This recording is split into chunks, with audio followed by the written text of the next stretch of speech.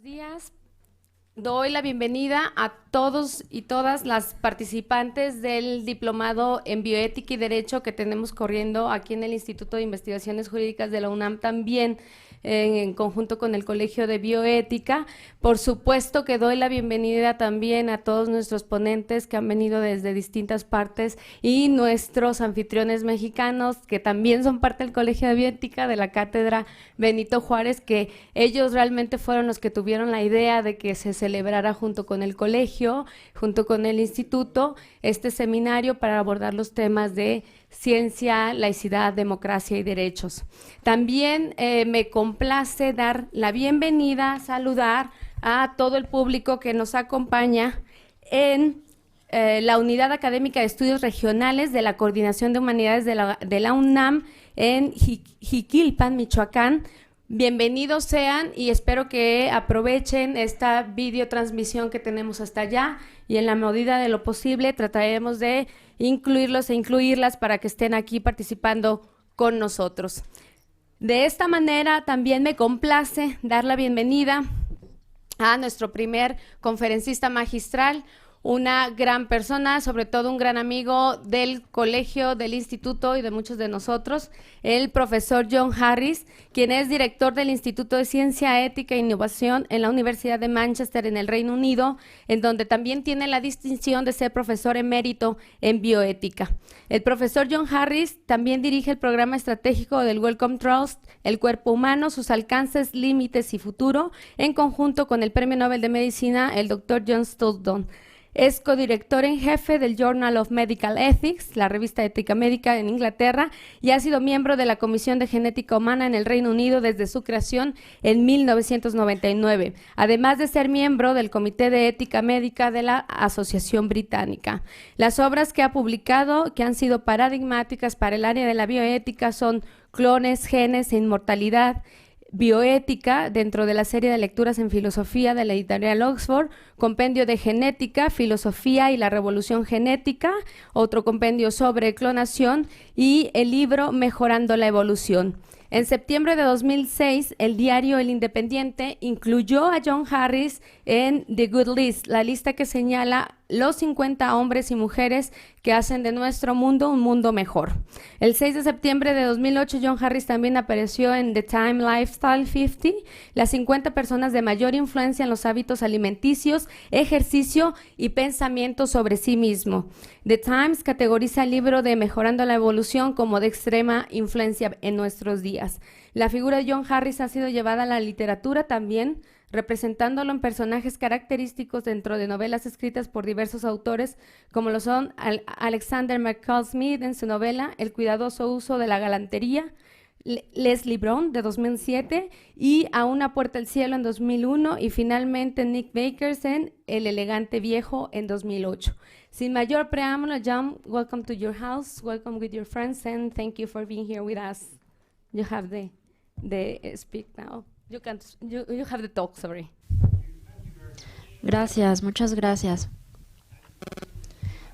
Es increíble estar de vuelta en México. Es mi cuarto viaje a México y todavía no hablo español. Así que me disculpo por eso. Una disculpa por eso. Pero espero ser la persona correcta para dirigirme a ustedes en este evento de laicidad y bioética, porque probablemente yo sea la persona más laica y con bioética que ustedes jamás conocerán. No hay ninguna célula espiritual en mi cuerpo, lo sé, porque lo veo, y creo que mi amigo John Stoulton, que fue una parte instrumental en la parte del genoma humano, también lo supo, y bueno, creo que no hay rasgo de espiritualidad en nada de mi genoma. Así que, habiendo dicho esto, la bioética laica soy yo mismo. Ahora, la historia de la bioética moderna. Quiero sugerir que esto, empezó hace unos 38 años, el 25 de julio de 1978. Esta fecha marca el comienzo de lo que yo creo que es ahora un cambio irreversible tanto en el interés público como en el estudio profesional de los temas éticos generados por la medicina, la ciencia y la tecnología en cuanto a su aplicación en humanos. Este es un cambio que se desmarca de la ética médica que antes se enfocaba en el paciente y ahora el enfoque estaba más bien en la ciencia y la tecnología y la bioética centrada en políticas, ahora enfocado en ciudadanos y sociedades, no ya en pacientes y sus derechos y bienestar. Este enfoque en los ciudadanos y las sociedades también es una señal, yo creo, de un cambio irrevocable hacia una laicidad en la bioética. Esto se debe a que en las sociedades democráticas las políticas, incluyendo las políticas éticas, tienen que hacerse de formas que sean accesibles y también aceptables para los ciudadanos, para todos los ciudadanos en principio, ya que religiones en particular y moralidades derivadas de las religiones únicamente son del interés de los seguidores de las religiones en particular y no necesariamente tienen poder de atracción o de interés a otros públicos. Este cambio también está ejemplificado por dos debates actuales. En ambos yo he estado involucrado desde su inicio y esto nos remonta a 1978. Quiero darles un poco del contexto histórico. Uno es el surgimiento de todas las formas de mejoramiento humano, ya sea que enfocado médicamente o no, y como una razón de preocupación y sujeto de estudio más serio. Lo segundo se centra y se caracteriza mucho por el impacto de nuestro entendimiento de la reproducción humana y la herencia genética. De esto les voy a contar un poco más adelante. Los avances en otras ciencias y en la medicina están forzando a que se hagan consideraciones políticas y muchos de nosotros no estamos listos y tampoco estamos lo suficientemente informados como para reaccionar al respecto. El progreso científico rápido, por ejemplo, el desarrollo de la línea germinal y las tecnologías de edición del genoma tienen el potencial de transformar las condiciones genéticas en dos formas que nos interesan. La edición de los genes es reescribir el código de ADN en células afectadas o insertar nuevas células, ya sea sintéticas o naturales, al genoma. Y en segundo lugar, que yo creo que es un desarrollo que no se ha apreciado como debería, el surgimiento de la epigenética como fuente de cambios heredables a los humanos. Esto ha hecho que haya más debate sobre la ética de la genética y de modificar genéticamente embriones humanos y otros tejidos, no únicamente para evitar enfermedades, sino también para hacer cambios a la medida. Quiero concentrarme en el tema de la reproducción humana y la herencia genética, y aunque obviamente estos temas y también traen consigo otras dimensiones de la medicina y están relacionados con la supervivencia humana y el mejoramiento humano. Entonces, este cambio del que hablo ha sido ocasionado y se ha cristalizado en el nacimiento de dos niñas británicas. El nacimiento de ambas fue hecho posible a partir de la ciencia británica, que no tiene nada que ver con sus vecinos escandalosos del norte de los Estados Unidos, a pesar de que ellos quieren que la gente crea que esto nació en los Estados Unidos. Pero por favor, perdonen el patriotismo de esta observación, pero bueno, alguien tendría que decirlo. El nacimiento de Louise Brown, el primer bebé de fertilización in vitro en 1978, inició este debate. Quisiera haber dicho que yo estuve presente en el nacimiento, casi estuve ahí. Yo me hice amigo de Patrick Steptoe y de Bob Edwards, ambos científicos que hicieron posible esto. Y de hecho, no me di cuenta qué polémico esto iba a ser hasta que yo como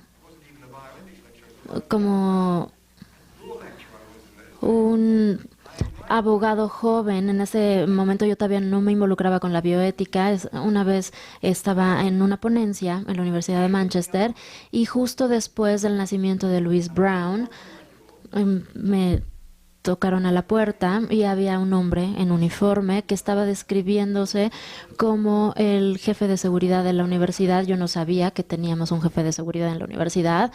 Hay Hay porteros, gente que está ahí en la puerta cuidando, pero no teníamos gente de seguridad.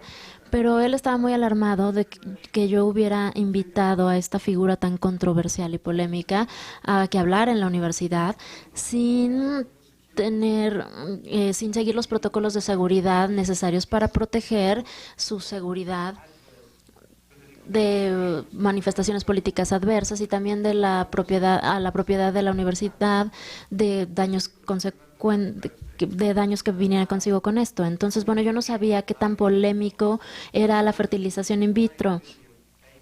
Y ahora más de 5 millones de bebés han nacido como resultado de esta tecnología tan maravillosa que Bob Edwards y Patrick Steptoe desarrollaron. Ahora es muy difícil pensar en cuán controversial y poco popular era esto en 1978. Sin embargo, este evento, creo que lo que definió las cosas fue el nacimiento de otra niña británica que también se celebró mucho. Una hembra que nació en los Estados Unidos, que apareció anunciada en la publicación en la revista Nature en febrero 27 de 1997. Todos recuerdan a quién me refiero: Dolly, la famosa borreguita.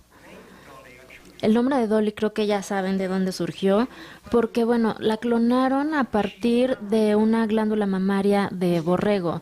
Entonces esto nos remonta inmediatamente a alguien, a Dolly Parton. Entonces Dolly, el borrego, la llamaron así porque fue clonada de una glándula mamaria, y esto nos lleva directamente a la gran actriz norteamericana Dolly Parton, porque bueno, también el departamento de las glándulas mamarias de ella es muy famosa. Louise Brown y Dolly también están relacionadas por un prejuicio religioso desafortunado. Hubo gente que se opuso y que continúa oponiéndose al nacimiento de ambas. Este prejuicio fue también refrendado por las actividades de muchos comités de ética nacionales e internacionales. La UNESCO, uno de ellos, el Comité Internacional de Bioética de la UNESCO, se opuso.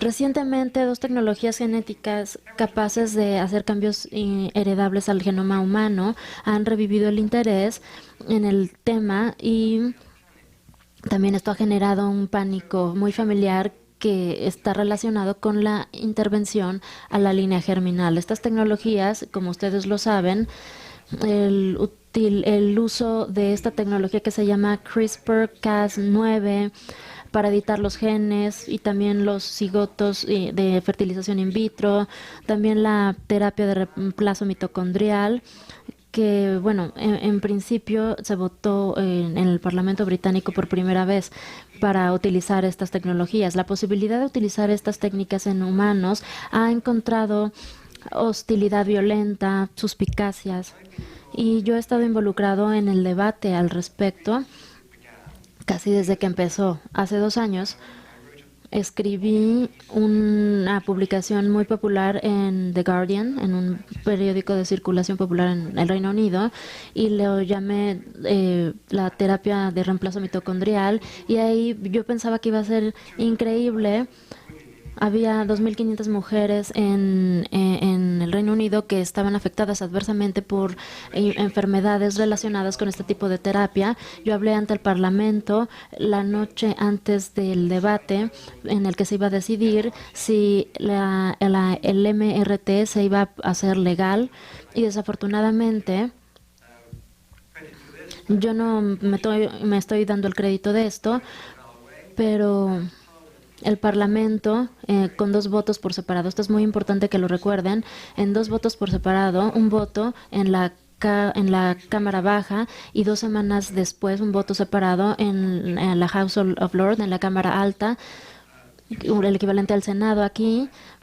Se necesitaron 2 votos separados para legalizar la terapia MRT, que todavía no es una realidad aún porque la legalizaron en principio, pero se refiere a fertilización humana y embriología, y el procedimiento tiene que obtener licencias en casos en particular y esto todavía tiene que emitirse. Entonces sé que todavía no está en práctica. Me invitaron a Washington a hablar en una cumbre sobre reemplazo mitocondrial, sobre esta terapia, para ver cómo si en Norteamérica se iba a tomar como un mal ejemplo británico o se iba a aplicar como un buen ejemplo. Y hace algunos meses también me invitaron a Washington para la cumbre de genética en diciembre y hablé en la cumbre. Y cuando tuve una sorpresa agradable, porque bueno, había una moratoria del uso del CRISPR-Cas9 y en Baltimore también había otras discusiones que habían quedado pendientes en la agenda de la cumbre de edición genética. Entonces se llegó a un consenso de que esta moratoria no era requerida, no era necesaria. Entonces aquellos interesados en la herencia humana como una razón para no interferir en esta línea germinal de herencia, han visto la evolución del genoma humano no únicamente como una herencia común de la humanidad, sino también como algo que implica la aseveración de que el genoma humano debe congelarse en la medida de lo posible a perpetuidad. En esta etapa de evolución particular, el consenso en contra de las intervenciones a la línea germinal per se, creo que ahora parece que se está desmoronando. El voto reciente en el Parlamento del Reino Unido, donde se acaba de aprobar el trabajo de una científica norteamericana que trabaja en un instituto en Londres que utiliza el CRISPR-Cas9 para investigar la herencia en los embriones. La UNESCO y muchos antes y a partir de entonces han ignorado muy convenientemente el hecho de que la clonación es el único método reproductivo que preserva el genoma humano intacto. Así que si ustedes creen en preservar el genoma humano, no deben utilizar ninguna otra tecnología de reproducción, porque esta es la única que sí preserva el genoma humano y lo deja intacto. Todos los demás métodos, incluyendo métodos muy eficientes, de vuelta esto a la reproducción sexual, varían aleatoriamente de formas no controlables y casi irresponsables la composición del genoma humano. En el Reino Unido, las modificaciones genéticas de un embrión implantado tienen que estar licenciadas por un órgano, la HFA.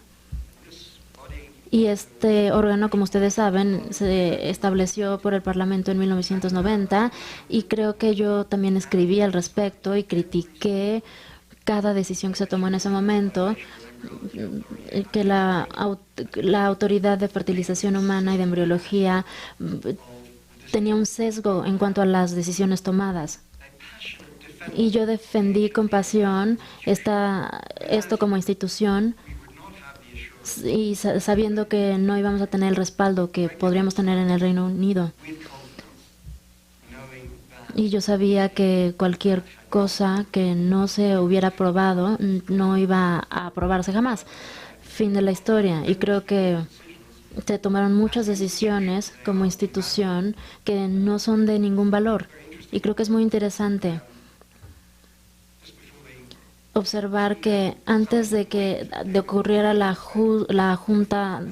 cumbre de genoma humano en Washington, David Baltimore dijo que habló del uso del CRISPR-Cas9, habló que en sociedades que están muy enfocadas en la ciencia y únicamente en aquellas sociedades que eran capaces de tener autorregulación, creo que no se dio cuenta de lo que dijo. Los Estados Unidos no es una sociedad de ese tipo y que es bastante incapaz de regularse a sí misma. No tiene ningún mecanismo para hacerlo, excepto posiblemente del Fondo Federal. Pero esto no es ningún método de regulación, así que es muy interesante ver que David Baltimore había dicho eso sin darse cuenta de lo que estaba diciendo. Pero bueno, él casi declaró incompetentes a los Estados Unidos para hacer este tipo de investigación y de aplicación de terapia y para que todo esto tuviera una aprobación. Se encontraron muchas objeciones a la intervención en la línea germinal y se enfatizó que dichas intervenciones iban a afectar las generaciones por venir. Y esto es cierto no únicamente en términos de las tecnologías de reproducción asistida, sino también en términos de cualquier tipo de reproducción del que se hable. Es un territorio no mapeado donde hay ciertos intercambios entre los beneficios que tiene la gente actualmente, pero también preocupaciones sobre problemas futuros, peligros futuros. Hay muchas tecnologías que involucran este tipo de incertidumbres a largo plazo, de cosas no previstas, lo que se ha llamado memorablemente como lo conocido de lo desconocido, o los desconocidos desconocidos. Pero esto también aplica en la reproducción sexual normal, entrecomillado, porque hay mucha actividad peligrosa relacionada y se describe como una pérdida genética incluso. Permítanme recordarles de qué tan peligroso es esto. La reproducción puede ser bastante complicada. Hay 79 millones de niños en todo el mundo, un 6% de nacimientos en todo el mundo que nacen con un defecto severo, genético o parcialmente genético. Además, cientos de miles más nacen con defectos de nacimiento severos o de origen de postconcepción, como la exposición de la madre a ambientes externos, ambientales, consumo de alcohol, sífilis, VIH, etcétera, que dañan al feto en desarrollo. La reproducción sexual es muy ineficiente en términos también de la muerte y destrucción de los embriones. Hay 1 en 3 o 1 en 5 muertes por nacimiento de bebés vivos. Entonces esto demuestra que también tener un niño que nazca vivo es un milagro. Todos los que estamos aquí tuvimos hermanos que se murieron, por así decirlo, que se murieron en el primer flujo menstrual de la madre cuando estaba embarazada. Y esto es lo que pasa. Hay mucha muerte de embriones para que un embrión sí llegue a término. Entonces hay muchos defectos de nacimiento de origen genético. Si se hacen pruebas adecuadas para ver un riesgo en la reproducción humana, el riesgo de dañar a futuras generaciones a partir de la reproducción sexual, si vamos a medir las tecnologías reproductivas con el estándar de oro, por ejemplo, esta es una forma errónea de ver las cosas, esto tendría que ser muy peligroso para fallar. La terapia de reemplazo mitocondrial evitaría enfermedades futuras y el sufrimiento que esto trae para mujeres con enfermedades de mitocondrias. Y esto evitaría el sufrimiento de generaciones futuras. Es una estrategia muy razonable costo-beneficio que podríamos intentar. Y también la alternativa de utilizar la terapia de reemplazo mitocondrial implica un riesgo conocido mayor. Si no permitimos que el MRT para esas mujeres que tienen enfermedades mitocondriales, que son 2.500 en el Reino Unido, no van a tener hijos. Entonces la utilidad no es su seguridad, van a querer tener sus propios hijos genéticos y van a querer tenerlos con los riesgos involucrados. Así que no estamos comparando una estrategia de no vamos a hacer nada, vayamos por la vía segura. Y hay una alternativa poco segura. La alternativa natural es incluso más insegura que que implica el MRT. En el caso de la enfermedad mitocondrial, nosotros sabemos que muchas mujeres van a continuar querer a sus propios hijos biológicos y van a continuar teniéndolos como hizo en la reunión de Washington a la que yo asistí, una mujer afectada por una enfermedad mitocondrial habló con mucha elocuencia y dijo que ella quería tener sus propios hijos y que si no podía tenerlos a través de esta terapia de MRT, iba a continuar intentándolo. Este es uno de los hechos de vida que tenemos que tomar en cuenta al momento de estar discutiendo la seguridad de las tecnologías y de las alternativas posibles. También las familias triparentales. La terapia de reemplazo mitocondrial es un proceso que implica 3 partes involucradas. Y entonces, esto comprende menos de un 1% de la contribución total genética. Entonces, esto es lo que confiere el uso de las características familiares usuales y distintivas. Y creo que eso es lo que buscan los padres con la reproducción biológica y con el querer tener hijos propios. Muchos de estos argumentos también aplican a objeciones de otras modificaciones, otras técnicas de modificación de la línea germinal, como el CRISPR-Cas9. En un fondo de investigación de NIH se dice que el NIH de Francis S. Collins, el director de este instituto, dijo algo y lo voy a citar: hay argumentos fuertes contra tener este tipo de actividad. Aquí se incluyen los temas de seguridad que son serios y no cuantificables, los problemas éticos presentados por medio de la alteración de la línea germinal de tal modo que se afecte a una siguiente generación sin su consentimiento. Él dice que inevitablemente las alteraciones genéticas van a afectar a generaciones futuras sin el consentimiento de dichas generaciones. Resumiendo, espero que no haya muchos fans aquí de Francis S. Collins, pero aquí el consentimiento es irrelevante por la simple y sencilla razón de que no hay personas relevantes que todavía no existen y que puedan dar su consentimiento. Todos tenemos que tomar decisiones por las generaciones futuras, porque están ausentes en este momento. Todo el mundo, los padres, van a tomar decisiones que van a afectar a sus generaciones futuras. Lo hacemos todo el tiempo, sin ponernos a pensar en el consentimiento de una progenie que todavía no se concibe. Las decisiones, en la mayor parte de los casos relacionados con la reproducción sexual, sí van a traer consigo consecuencias a partir de una modificación genética, como la afectación a los cromosomas. De hecho, se tiene que considerar esto cuidadosamente. La historia es verdadera en parte. Normalmente se cuenta acerca de una actriz y bailarina, Isadora Duncan, que fue a un show de Joe Bennett y dijo: ¿por qué no hacemos un bebé juntos? Con mi apariencia física y tu cerebro no podría fallar. Y él estaba un poco más sobrio que ella y le dijo: sí, pero ¿qué tal si tuviera tu cerebro y mi apariencia física? Entonces, aparentemente George Bernard Shaw sí contestó eso, pero no se lo dijo a Isadora Duncan, se lo dijo aparentemente a otra actriz, a quien él se negó a decir el nombre, pero dijo que sí le habría hecho esa propuesta y eso era lo que él había respondido. En otras palabras, todos tomamos decisiones para las generaciones futuras. Quiero darles otro ejemplo. Sé que no me veo así, pero yo soy un baby boomer. En mi caso, esto quiere decir que yo nací en 1945.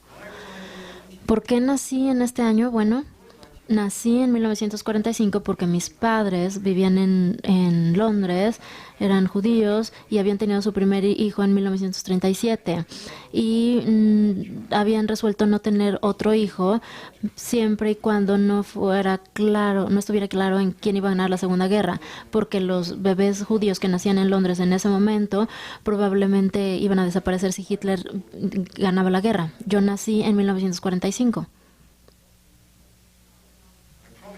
les prometo que no me he quejado nunca acerca de esta falta de consentimiento que dieron lugar a las circunstancias de mi nacimiento. Pero Francis S. Collins hubiera dicho que estaba mal.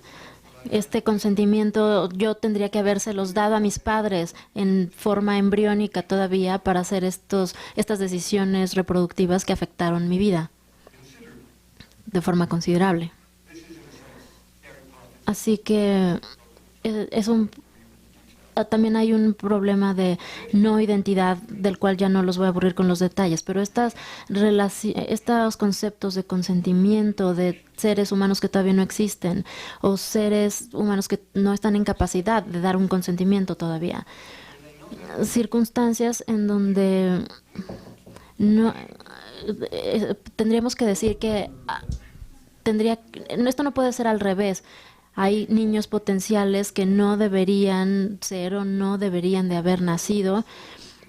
Y si estamos hablando de un deber para con las generaciones futuras, es crear el mejor hijo posible que podamos del mejor modo posible. Y eso es lo que mi mamá y mi papá tenían en mente cuando ellos decidieron posponer la concepción hasta el final de la guerra. También otra posibilidad, y creo que hasta el momento ha escapado la atención en este contexto, es que los cambios heredables no necesariamente están confinados a los efectos de la línea germinal. Recientemente, voy a citar ahora, la transmisión del estado genético en la división celular en los tejidos somáticos ahora está bien aceptado y el mecanismo está empezando a desvelarse.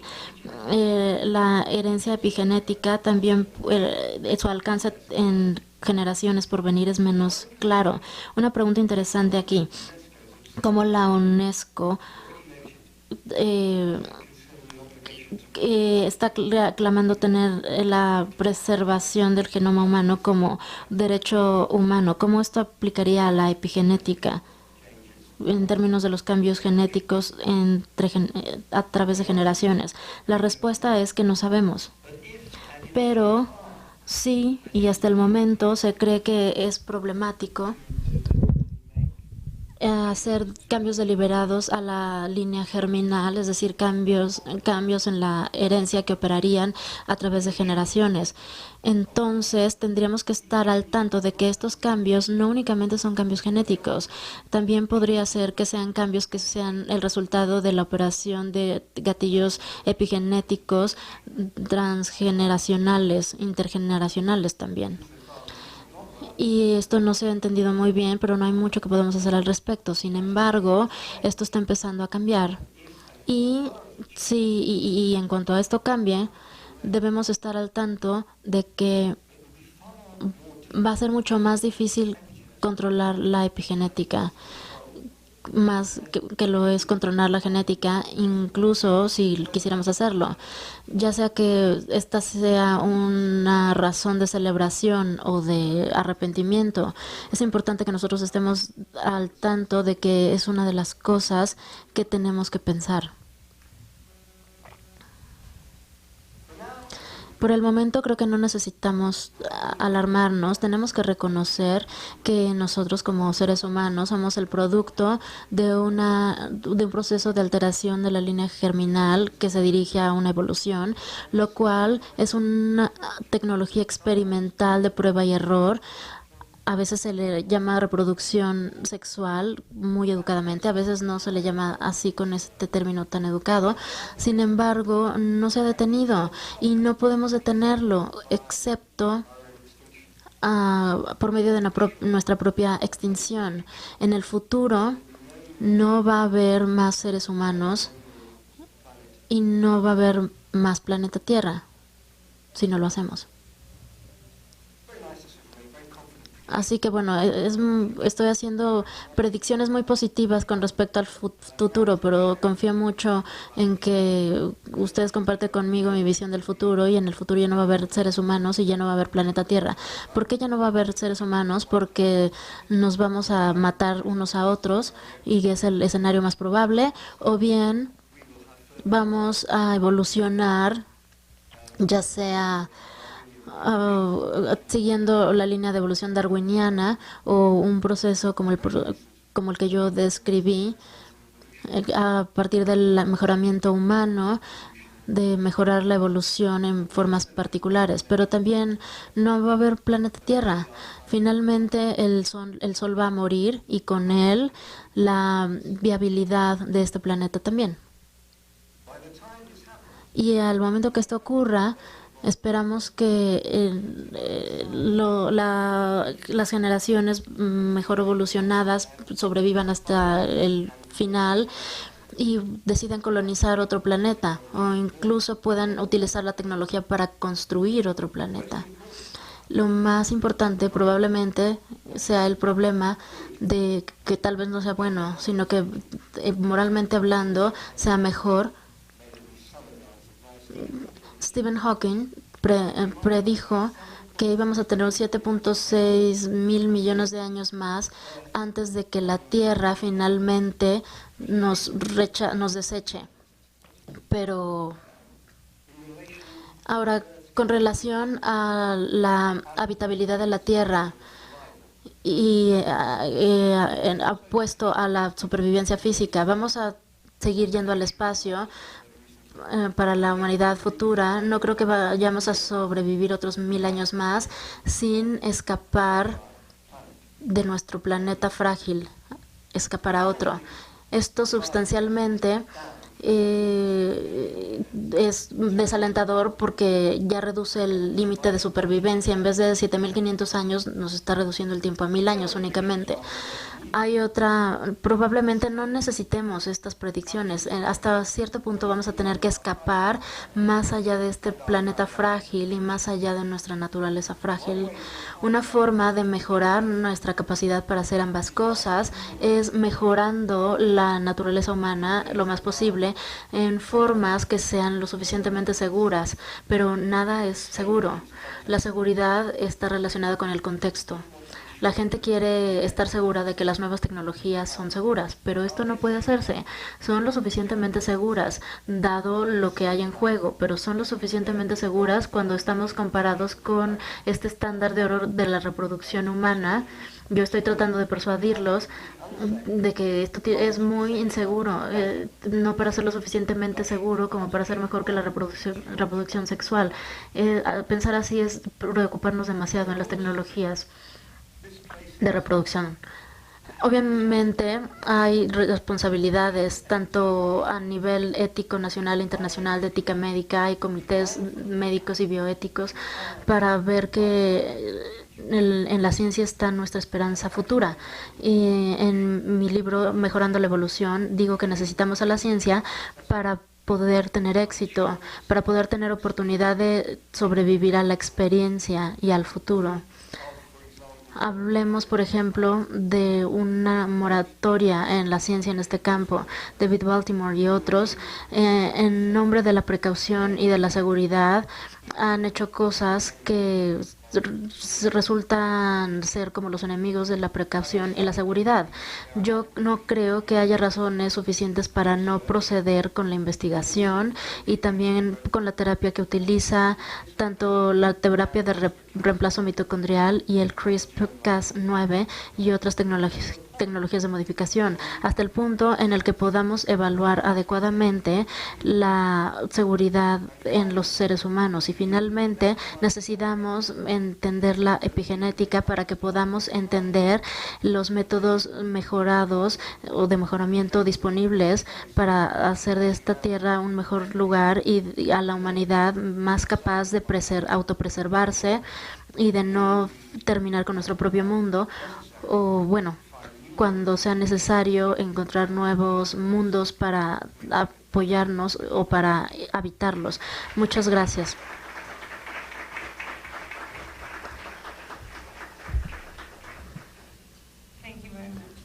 Muchas gracias. Ahora es mi turno de tomar la palabra No voy a hacer un comentario acerca de tu ponencia porque decidimos que quisiéramos tener una interacción con todas las personas aquí, así que quisiéramos tener la oportunidad de discutir todos los temas que mencionaste durante tu presentación. Ahora voy a cambiar y voy a hablar en español. Creo que como lo comenta John, hoy en día las nuevas tecnologías de edición genética nos pueden apoyar a mejorar las generaciones como ha sido la intención del avance de la generación del conocimiento científico desde sus orígenes. Lo que ha preocupado y está directamente relacionado con lo que John nos acaba de decir y que ha sido materia de apoyo para los tomadores de decisiones en el Reino Unido respecto de evaluar la seguridad y los riesgos de cualquier tecnología, pero la evaluación de la seguridad y los riesgos de cualquier tecnología se presenta en cualquier tipo de actividad que nosotros tenemos, ya sea con la intervención de la ciencia o no. Por tanto, la intervención que ha tenido John desde la filosofía moral es esta: reconocer el propio riesgo que asumimos con la interacción sin la intervención de la ciencia. Entonces, también asumiendo estos riesgos, la ciencia no debería de ser detenida, sino evaluada, pero debe de haber ciencia básica para poder determinar en algún momento dado cuáles son los riesgos a los que se puede exponer cuando se utilicen las nuevas tecnologías en la reproducción, en el mejoramiento de los genes o en el mejoramiento de la especie humana como la conocemos.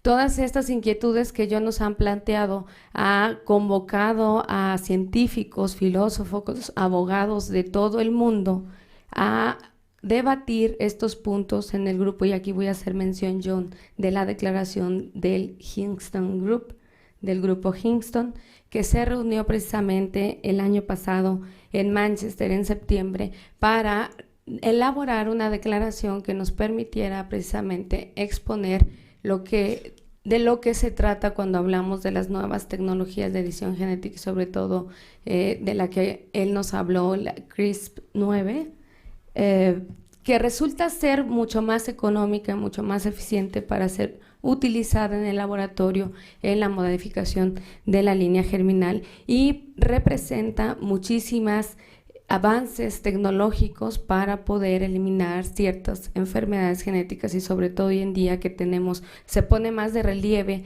el virus del Zika, por ejemplo, en América Latina y otras partes del mundo que podrían también representar una esperanza para aquellas mujeres que desean tener descendencia sin que sufra por este virus.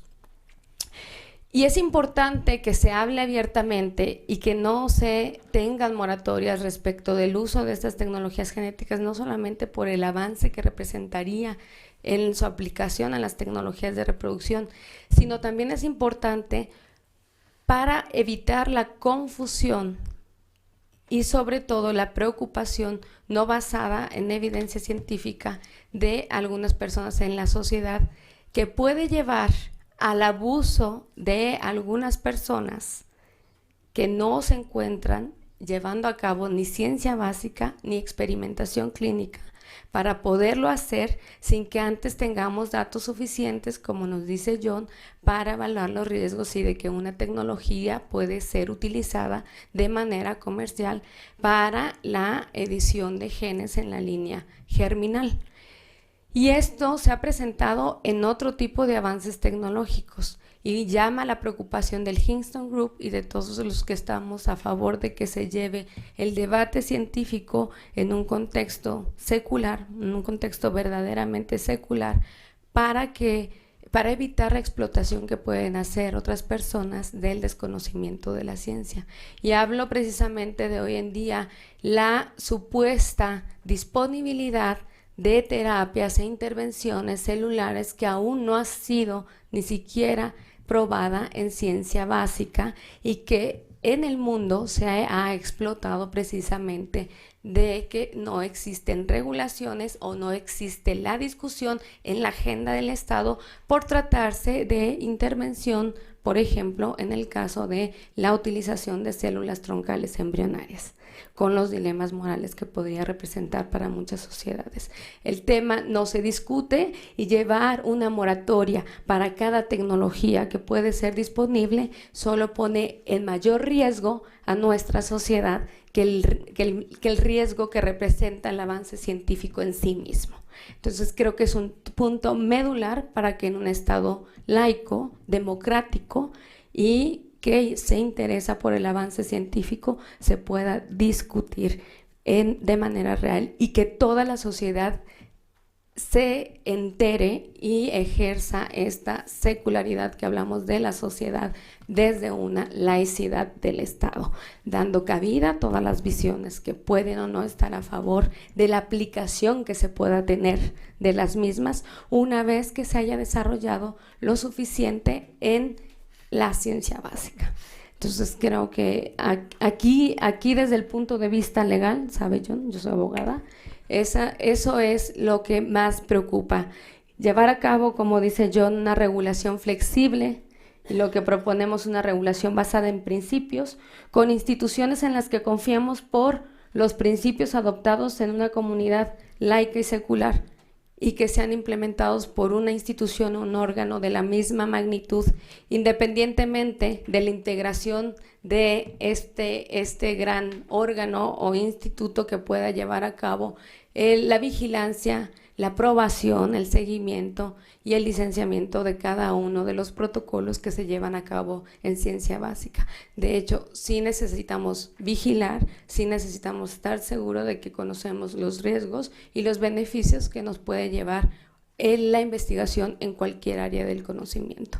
Y creo que ese es un reto que representa el avance de la ciencia y la tecnología en países no solo como el nuestro, sino en toda América Latina. Lo ha sido para el Reino Unido también, pero estos son los debates que se han llevado al espacio público.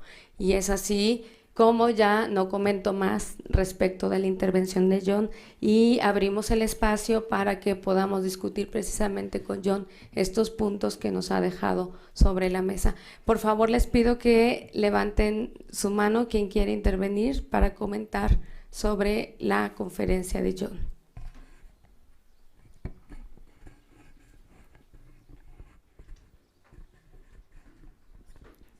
Ricardo, ya sabía. Allá va, allá va.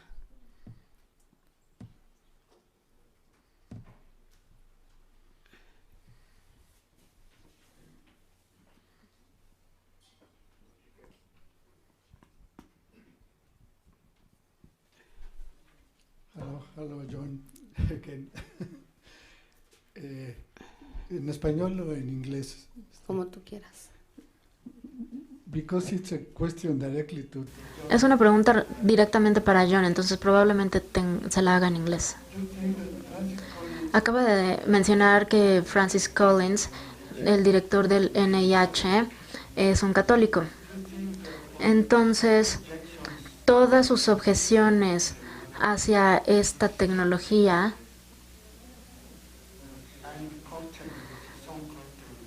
las hace detrás de su propia cortina. Él está utilizando sus propias creencias. ¿Usted piensa que esto es a raíz de Baltimore o es una preocupación genuina acerca de los problemas que traerían consigo estas técnicas? Porque estamos hablando de la laicidad. Entonces, usted dijo que si nosotros no mencionamos los peligros que traería consigo la religión en todo esto, perderíamos el objetivo de esta reunión. No sé cómo responder a su pregunta, porque no tengo ninguna razón para suponer o para pensar que Francis Collins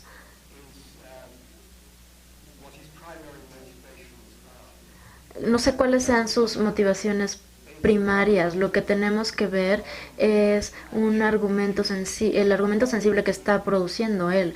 Mucha gente cuando dice cosas que no tienen ningún punto de aplicación, Entonces probablemente haya algo que esté ocurriendo, pero la idea de invocar la imposibilidad de llegar a un consenso para las generaciones futuras con respecto a cosas que los van a influir.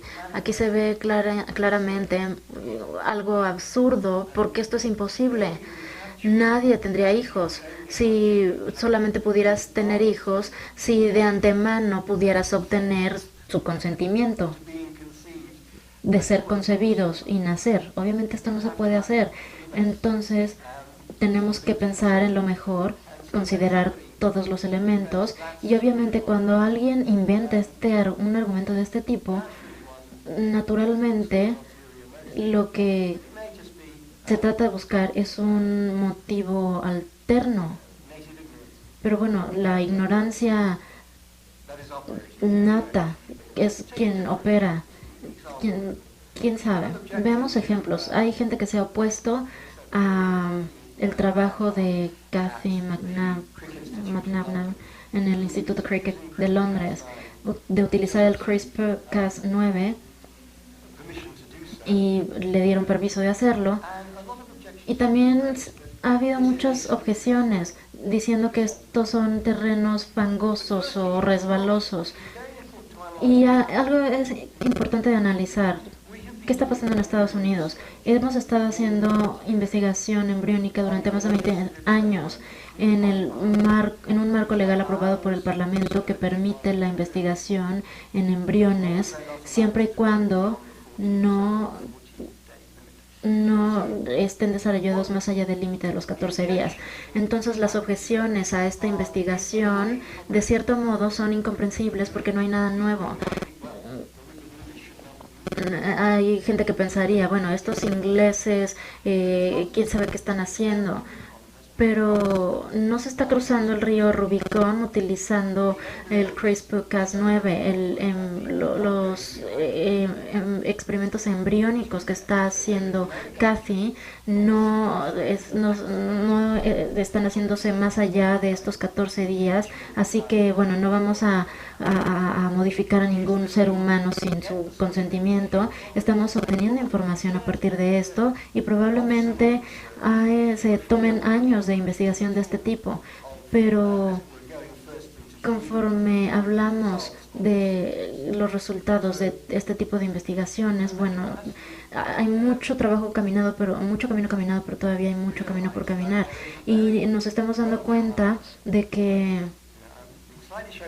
y estoy aquí siendo muy patriótico acerca de la situación en el Reino Unido, pero esto no surgió por accidente. Hubo años de debate. Tuvimos un reporte que nos puso sobre aviso y se necesitaron de 10 años para discutir en todos los foros del Reino Unido antes de que la legislación fuera aprobada en 1990 en el Parlamento con respecto a esta ley de embriología y genética. Obviamente que la gente se sigue oponiendo, pero hay creo que un autor católico criticó lo que yo dije en una investigación sobre el CRISPR-Cas9 y él escribió un ensayo al respecto y fue un argumento prematuro lo que dijo, pero también dijo que fue una crítica prematura, pero también dijo que era poco seguro. No tiene que ser seguro,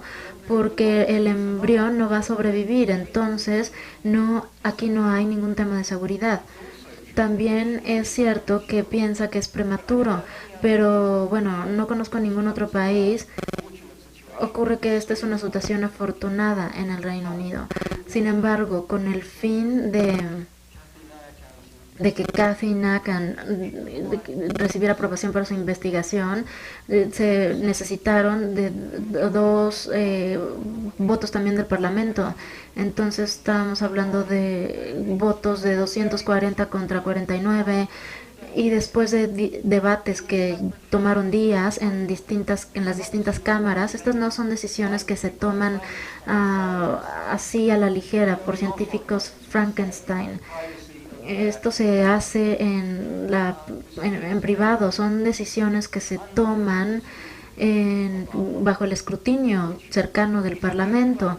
Entonces se trata de un Parlamento muy bien informado. Cuando yo asistí a la reunión de Washington, a esa cumbre en diciembre, alguien se describió como el único senador con un doctorado en el Senado de los Estados Unidos.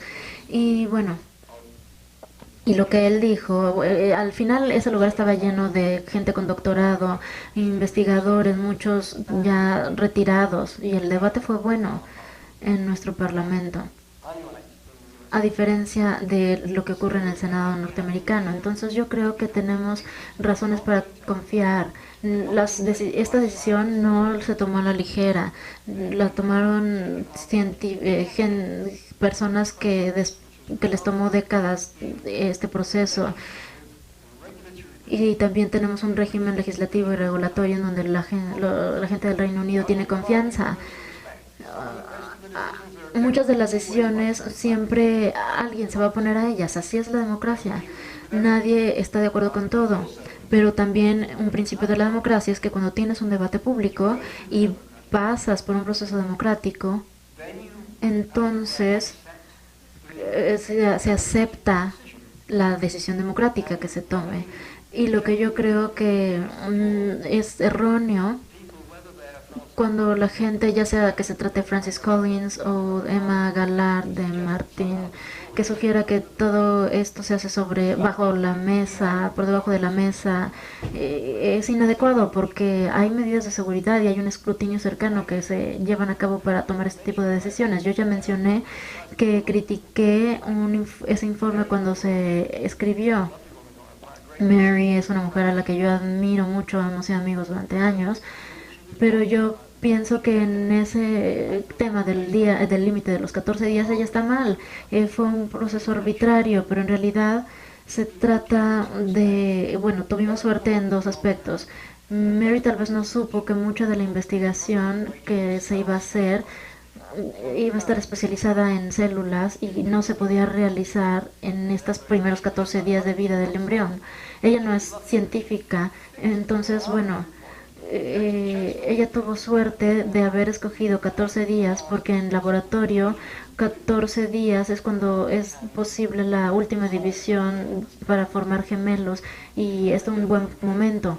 Entonces aquí vas a saber si va a ser un solo bebé o van a ser dos embriones que van a dar como resultado dos bebés. Entonces estos 14 días fue un periodo bastante afortunado que ella seleccionó o determinó por casualidad. Entonces hay mucha confianza del público cuando una decisión de tal índole se toma. Así que sigue estando esta idea de que todo esto, de que en el Reino Unido se puede hacer lo que uno quiera. No, no es así. Esto es erróneo y no puedes salirte con la tuya siempre.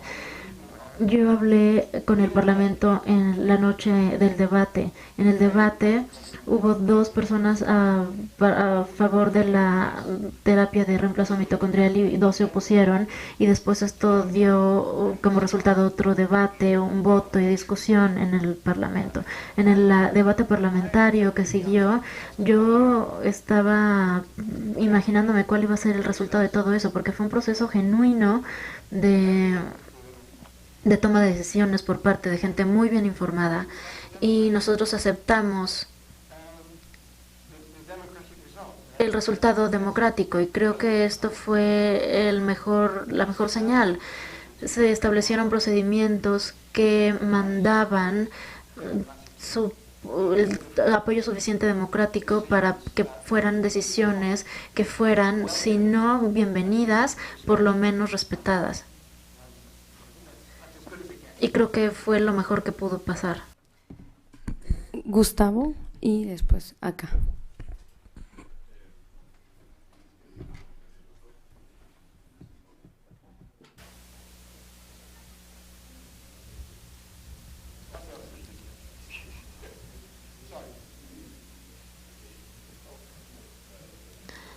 Si no se hace la pregunta al micrófono, no hay sonido en la cabina de interpretación para traducirla.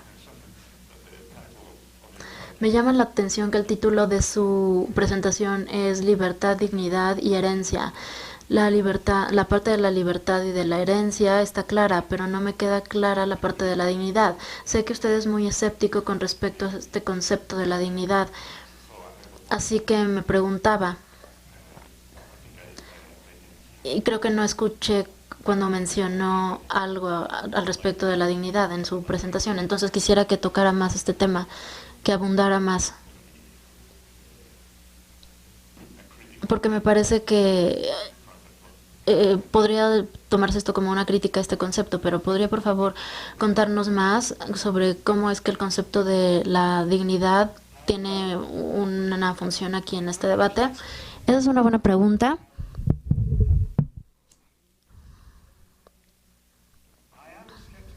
Yo soy escéptico con respecto al uso del término dignidad en estas discusiones. Y voy a retomar una respuesta honesta de cómo yo entiendo el término. Voy a dar una respuesta a esto. Pero antes de hacer eso, quisiera mencionar algo más.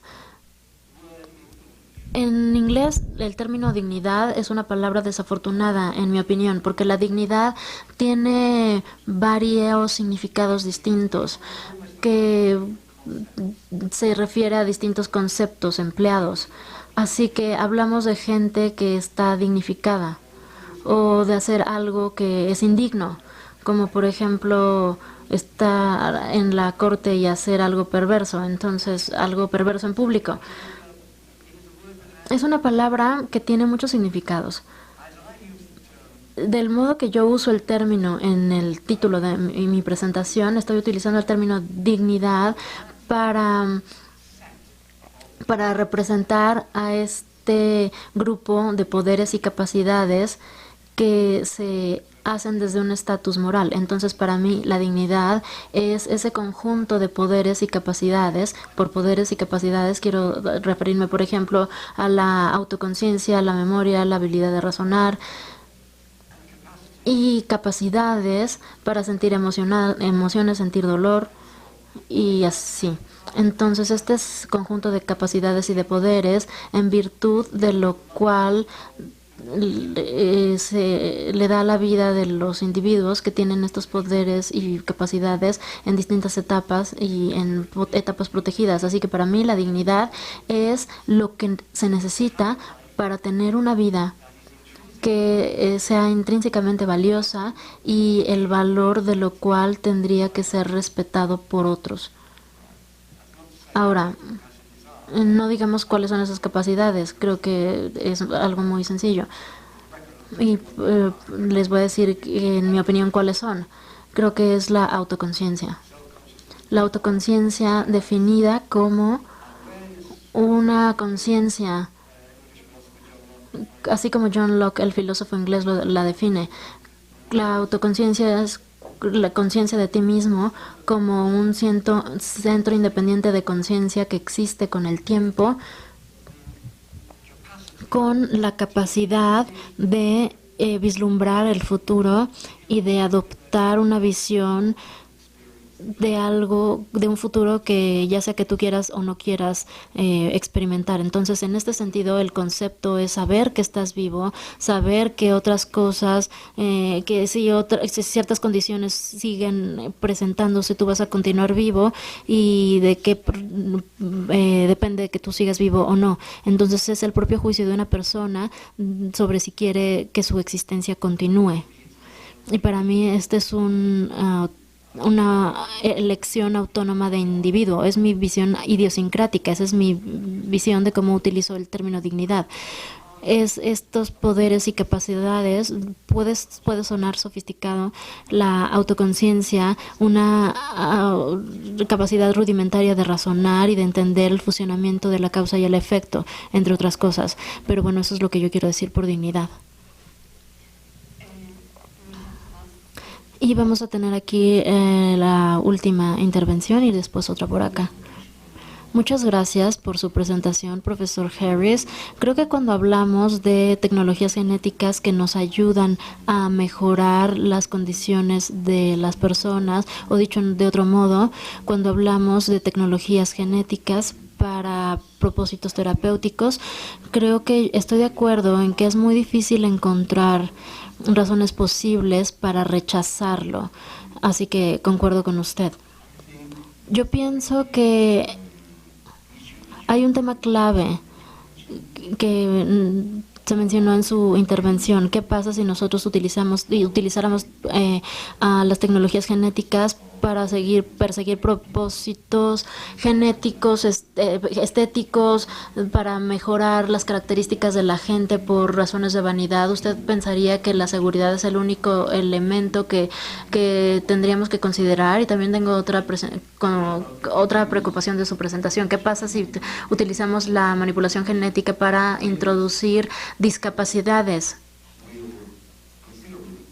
que considerablemente tengan un impacto en la vida de la futura de la persona que dé como resultado de dicha manipulación? Entonces esto va a impactar sus posibilidades y habilidades para tener una vida plena. ¿Qué piensa al respecto?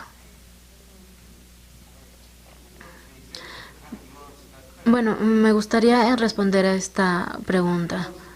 Está haciendo dos preguntas muy importantes. Quiero primero solucionar la que para mí es la más fácil y después la segunda acerca de las discapacidades. Yo no creo que como humanos tengamos derecho de dañarnos los unos a los otros, ya sea que si estamos infringiendo daño a la gente ya existente o a la futura.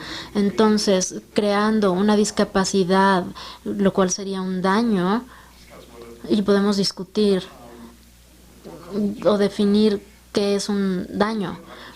Pero bueno, aquí esto comparte. Yo no debería de hacer esto a una persona futura, así como no debo clavarle un cuchillo en el brazo a usted y hacer que sienta dolor y sufra. La razón es que duele. Entonces yo lo he dañado en muchos aspectos, en sus intereses, por ejemplo, cosas que probablemente usted valora, etcétera. Así que yo creo que esto es la parte fácil. No tendríamos que deliberadamente introducir daños o discapacidades en la vida de los otros. Esto no quiere decir que siempre sea fácil distinguir el daño de otras fuentes de cambio que podemos hacer, y con mucha frecuencia. Por ejemplo, hay mensajes compensatorias, por ejemplo, para las discapacidades, etcétera.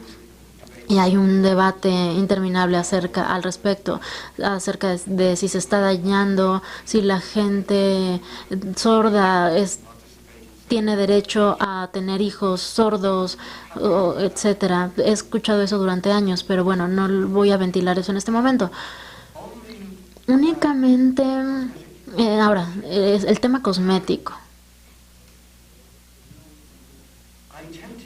Yo estoy tentado por esta idea simplista de que hay consecuencias morales, hay características de consecuencia moral y otras características moralmente neutras.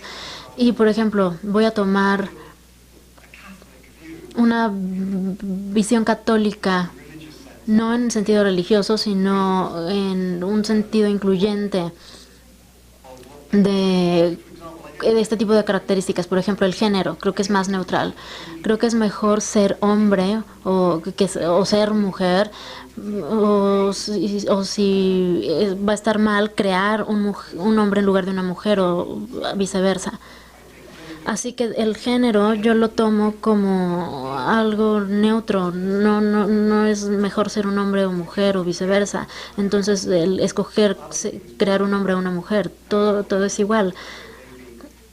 Probablemente estaría bien hacer un mundo femenino, crear un mundo femenino, el valor de la vida, como se publicó en 1985. Yo discutí en ese libro de ese año, y esta es una pregunta que yo me hago en ese libro. Supongamos que, bueno, es 1985, supongamos una generación de mujeres, la generación actual de mujeres en el mundo, de que ellas decidan que ya no va a haber hombres en el mundo, y entonces van a hacer lo posible a través de no tener hijos varones. Pero bueno, Entonces, obviamente, ellas son muy lindas y no quieren afectar a los hombres existentes.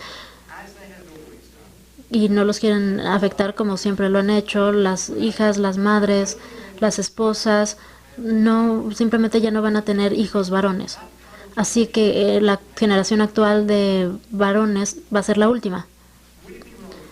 ¿Estaría mal que ellas hicieran eso? Número uno, pregunta número uno. Pregunta número dos, ¿estaría muy mal que se autorizara el equivalente moral de la violación para que las mujeres implementen esto como derecho y piensen o vean a los hombres como desechables? Esta es una prueba de caso porque no aquí, por ejemplo, no estamos violando ningún derecho humano. El hombre va a seguir teniendo el derecho a respirar. No va a ocurrir ninguna violación a los derechos humanos y las mujeres tomarán esa acción. Y obviamente hay muchos buenos argumentos. Las mujeres son mucho menos agresivas. Probablemente en un mundo únicamente femenino sería un mundo mucho mejor. Así que bueno, probablemente haya argumentos positivos al respecto, que son claros. Pero lo que estoy poniendo en mi libro es imaginar una transición a un mundo enteramente femenino que no implique violaciones hacia los derechos humanos. Y tampoco va a implicar ningún sacrificio o crueldad, simplemente va a implicar que la gente ejerza el derecho que tiene, que es ejercer su derecho sexual reproductivo.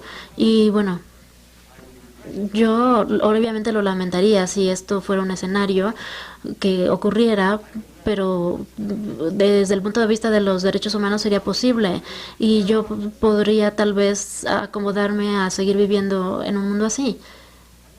Y no sé, no estoy seguro de haberlo dicho, pero creo que estamos excediendo el límite de tiempo. Desafortunadamente ya no tenemos tiempo para más preguntas, así que podemos continuar hablando con John a lo largo del día. Muchas gracias, John, por tu presentación tan espléndida.